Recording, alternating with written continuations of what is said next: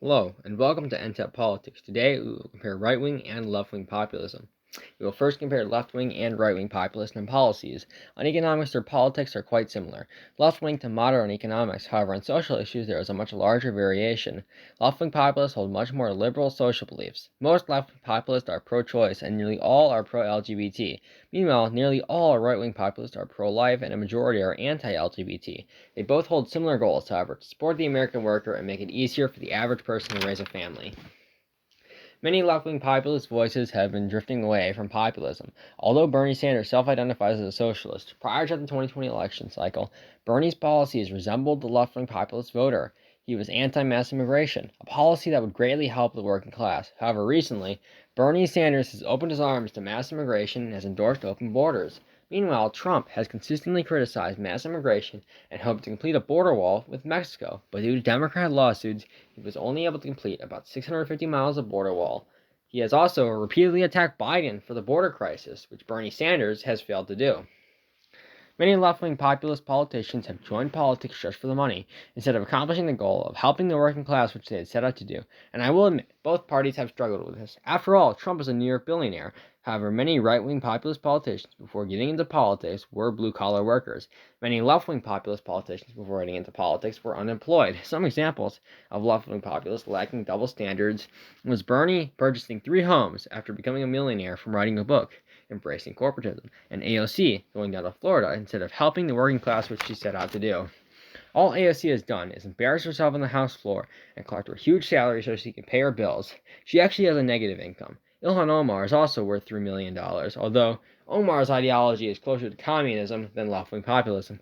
But I'm not letting right-wingers off the hook. Josh Hawley promised not to stay in politics too long, but right after becoming Missouri's Attorney General, he said he wouldn't use the office to get higher office, and then immediately after, he became a senator.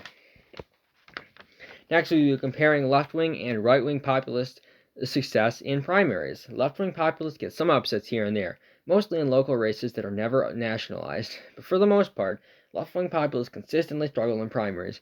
Nina Turner, who had a 20-point polling lead in the Ohio's 11th district primary a few months prior to the election, and she didn't even get within 5. Bernie Sanders lost the presidential primary despite polling showing he could do it.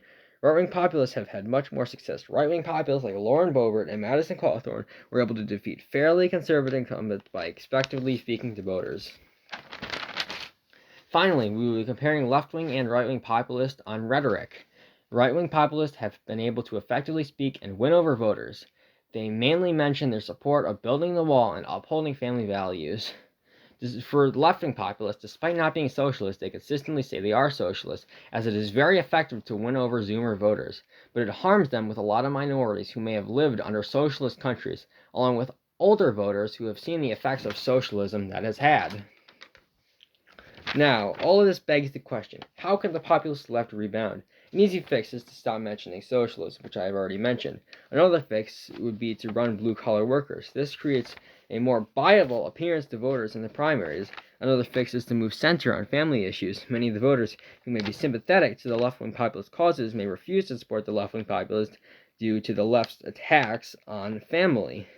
They need to focus on kitchen table issues and effectively talk to these voters. Speak to minorities about kitchen table issues and get them to actually vote in primaries, along with speaking to college voters who are appealed by the word socialism. So, I'd like to thank you for watching my video. Make sure to like and subscribe. Thanks for watching. Goodbye.